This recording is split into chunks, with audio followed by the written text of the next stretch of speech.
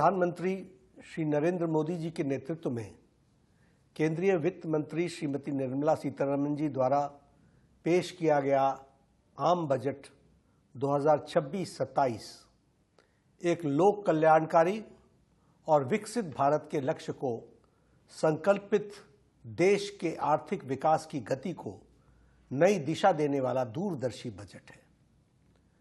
यह सर्वसमावेशी एवं सर्वस्पर्शी बजट है जो भारत को दुनिया के सबसे बड़ी आर्थिक शक्ति के रूप में स्थापित करने में अपना योगदान करेगा। यह देश की युवा शक्ति का बजट है। इस ऐतिहासिक आत्मनिर्भर भारत के बजट के लिए मैं आदरणीय प्रधानमंत्री श्री नरेंद्र मोदी जी, वित्त मंत्री श्रीमती निर्मला सीतारमण जी एवं उनकी पूरी टीम को बहुत बहुत बधाई देता हूं और उनका हार्दिक अभिनंदन करता हूं।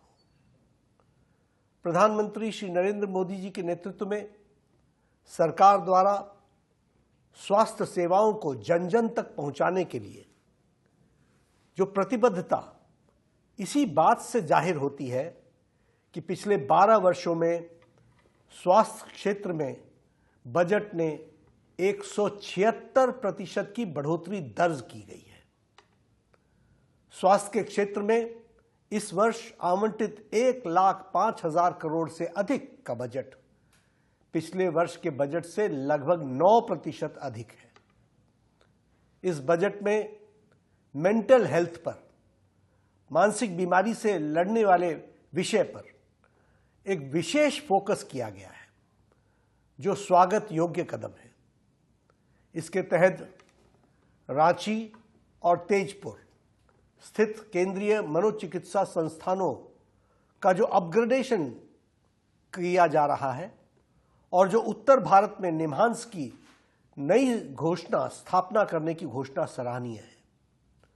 जामनगर में world health organisation traditional medicine centre की स्थापना हर भारतवासी के लिए एक गौरव की बात है। स्वास्थ्य बजट में वृद्धि के साथ साथ देश के हेल्थ सेक्टर को मजबूती देने के लिए रिसर्च और डेवलपमेंट पर विशेष फोकस्ड आम बजट हार्दिक स्वागत करता हूं और आदरणीय प्रधानमंत्री जी का हार्दिक अभिनंदन करता हूं। भारत में निर्मित दवाओं को विश्व स्तरीय गुणवत्ता के लिए और उनके मानकों पर खरा रखने के लिए जो सिडेस्को को अधिक मजबूत किए जाने का प्रस्ताव, यह भी बहुत सराहनीय है।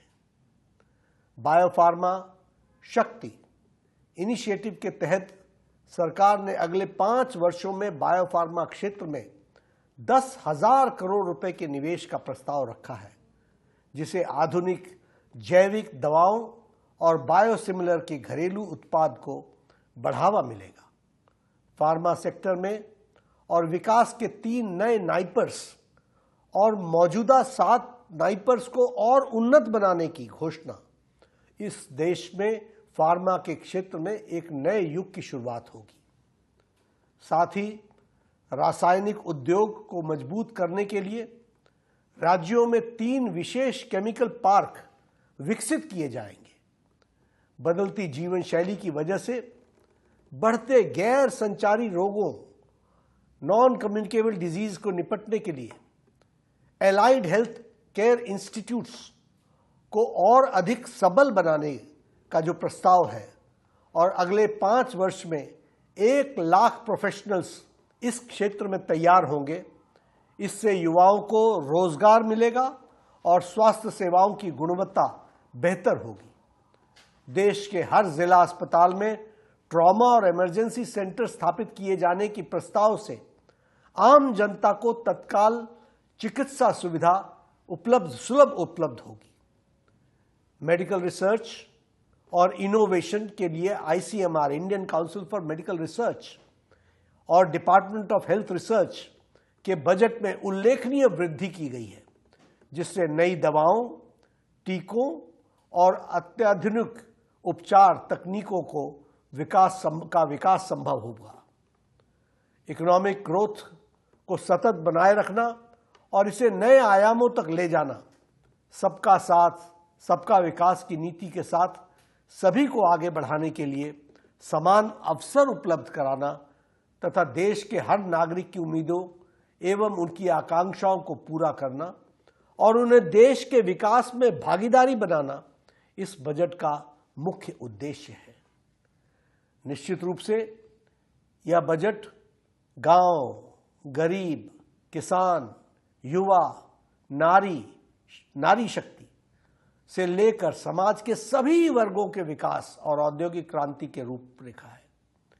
भारतीय अर्थव्यवस्था दुनिया में सबसे तेज गति से प्रगति कर रही है और उज्जवल भविष्य की ओर बढ़ रही है। मैं पुनः इस क्रांतिकारी बजट के लिए आदरणीय प्रधानमंत्री श्री नरेंद्र मोदी जी, माननीय वित्त मंत्री श्रीमती निर्मला सीतारमण जी एवं उनकी पूरी टीम को कोटि कोटि साधुवाद देता हूं, बधाई देता हूं, धन्यवाद देता हूं।